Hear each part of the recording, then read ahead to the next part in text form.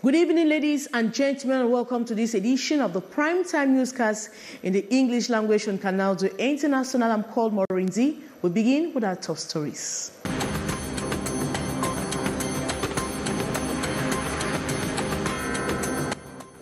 At least 9 persons are reported to have died and 25 others injured in a ghastly road accident which occurred today along the Yaoundé-Bafoussam road. We'll tell you more in this edition of Newscast. And the president of the Cameroon Renaissance Movement Party, Maurice Kamto, has urged government to address the plight of teachers as a matter of urgency to rescue the educational system, which is dwindling. And experts of civil protection have called on Cameroonians to take the issues of building permits seriously to be able to prevent calamities of landslide taking away lives in different towns of the country.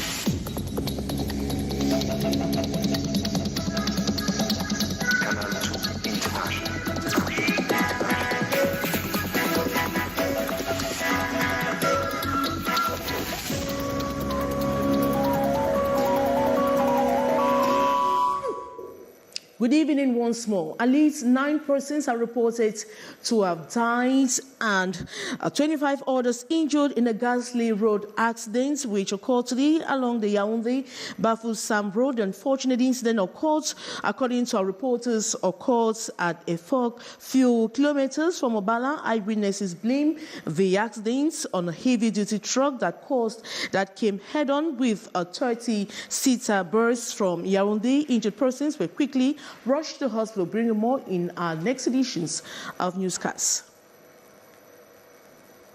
And experts in civil protection have called on Cameroonians to take the issues of building permits seriously to be able to prevent calamities of landslide taking away lives of persons in different towns of the country. In a roundtable conference on Thursday, they reiterated on the public to stay away in public. They reiterate to the public that risky zones to avoid risky zones while constructing houses. Details in this report with Hysen Shah. The building permit is a vital document to be acquired by everybody embarking on the construction of a house, but many turn to neglect its importance, going ahead to construct even on risky zones, and this resulting to catastrophes and loss of lives, as is the case with the latest Mbankolo calamity that claimed more than 30 lives. And as Cameroon joins the world to observe the International Day for Disastrous Risk Reduction, this October 13, it is empirical to remind Cameroonians of the importance of following the right procedures. We have tried reviewing and projecting to the general public the importance of a building permit. The process permits verification and necessary assessment of the area before building, knowing the type of structures to build on a particular piece of land. The civil protection experts in a roundtable discussion in Yaoundé on October 12 equally highlighted such risky zones which many are still ignorant of. Areas to be avoided include marshy lands, natural drainage paths, extra siphon. They are very risky. The population called upon to regard the control and verification mechanisms as their own safety measures, not as ways of preventing them from constructing where they want to. And aside these, personal evaluation is recommended before erecting a structure.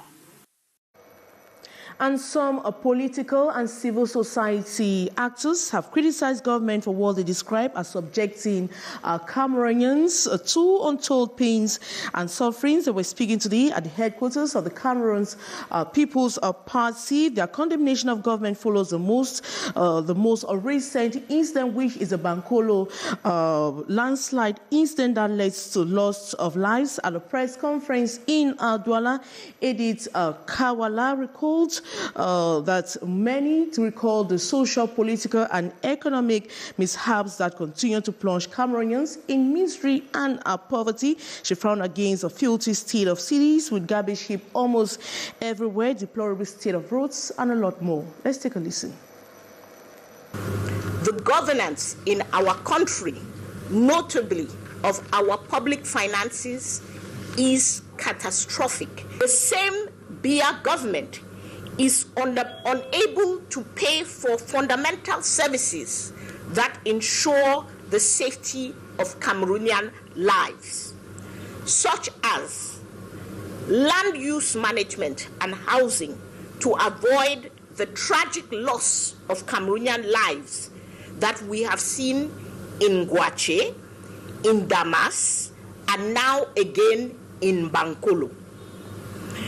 The Cameroonian government is unable to pay for viable security equipment and services to avoid the tragic loss of human lives in the conflict areas of the country, such as the extreme north, the northwest and southwest, as well as viable services to victims of violence and displacement from these regions.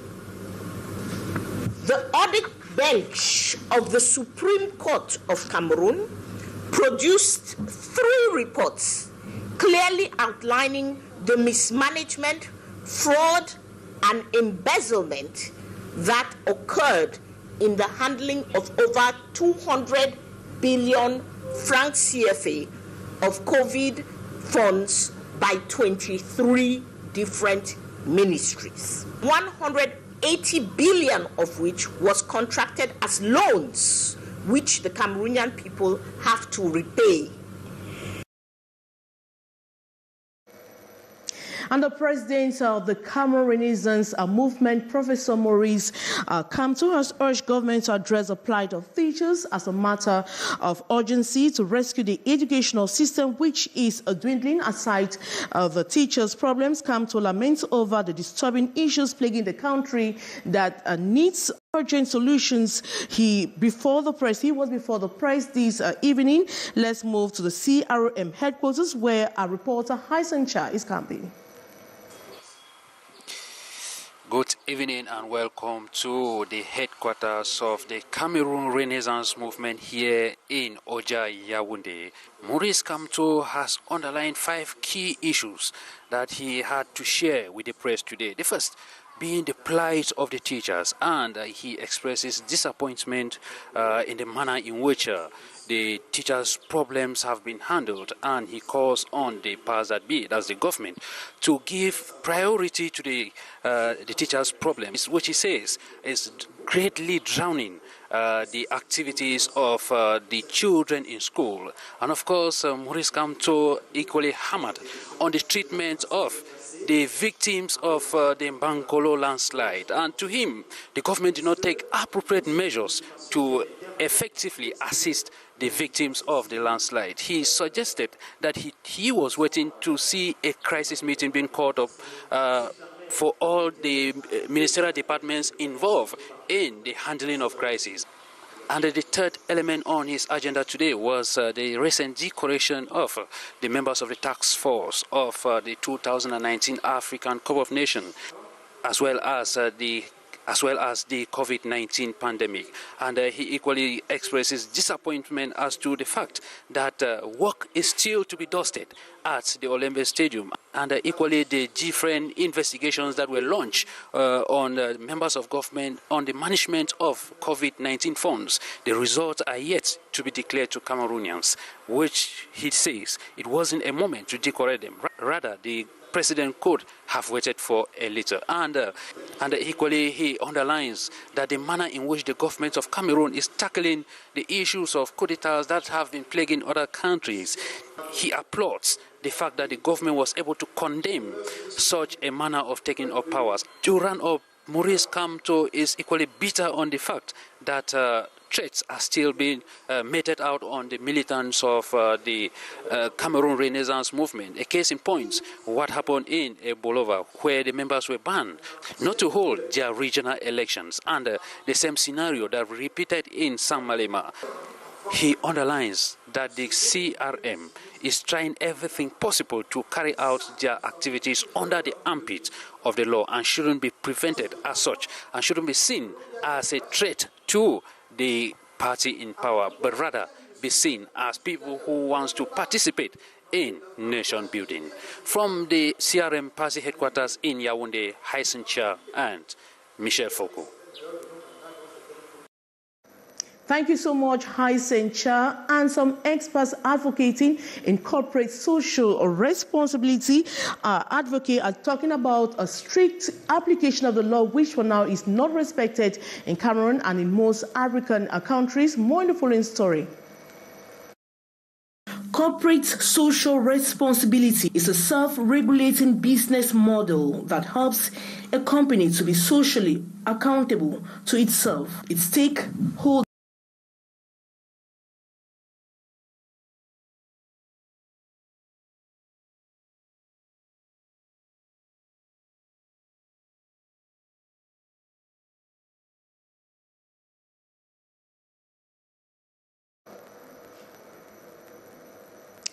and family members and friends are still grappling on why a commercial bike rider should take his own life by hanging on a tree. It happens in Bangante, a west region of Cameroon. More on the story with a student journalist on internship, Kizi Kiga.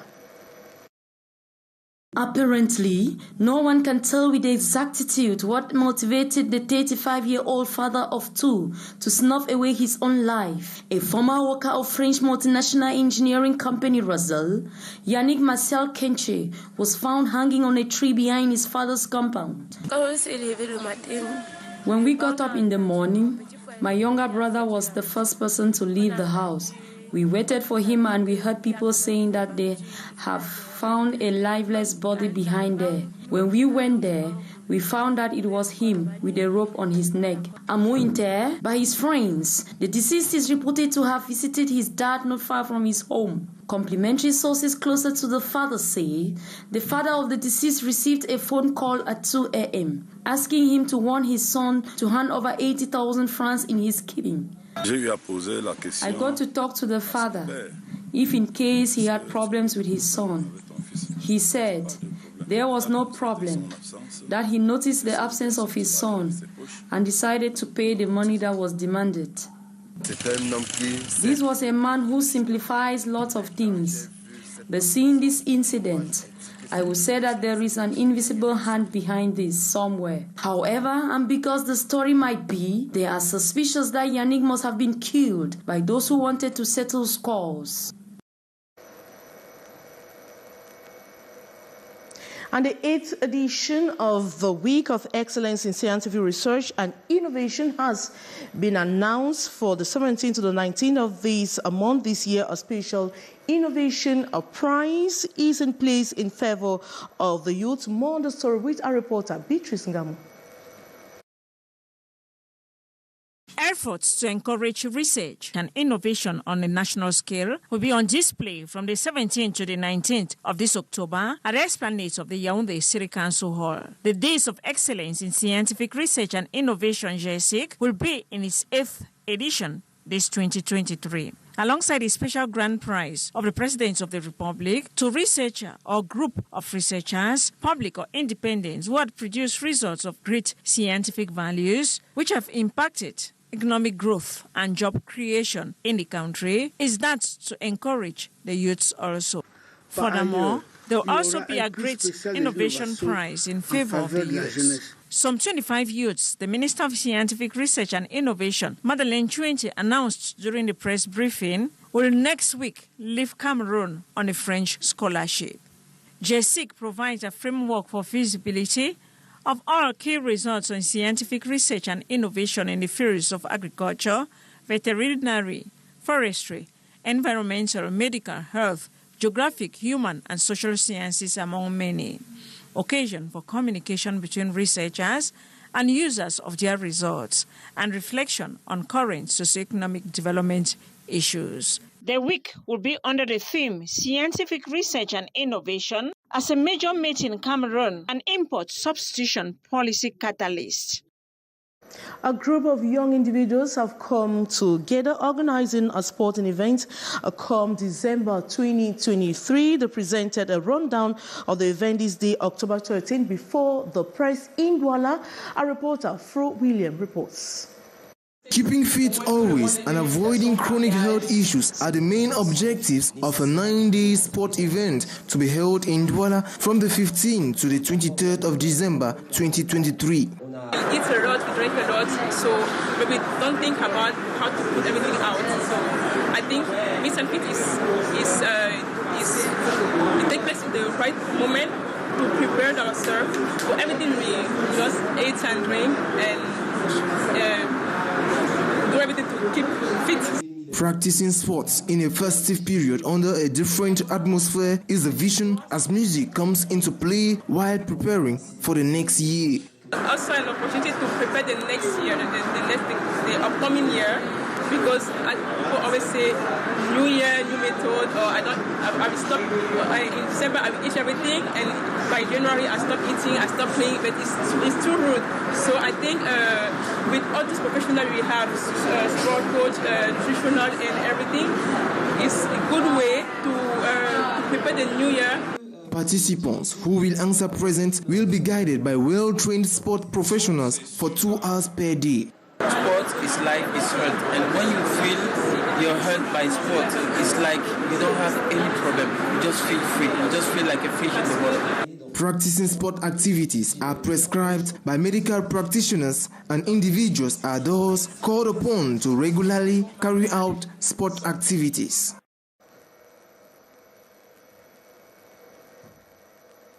And that report by Fro William brings us to the end of this edition of the Primetime Newscast in the English language on Canal International. Thanks so much for watching. But coming up next is The Brief with Mathieu Fangwa. As for me, I'll be back same time tomorrow, same time this time around on Monday rather. Good night.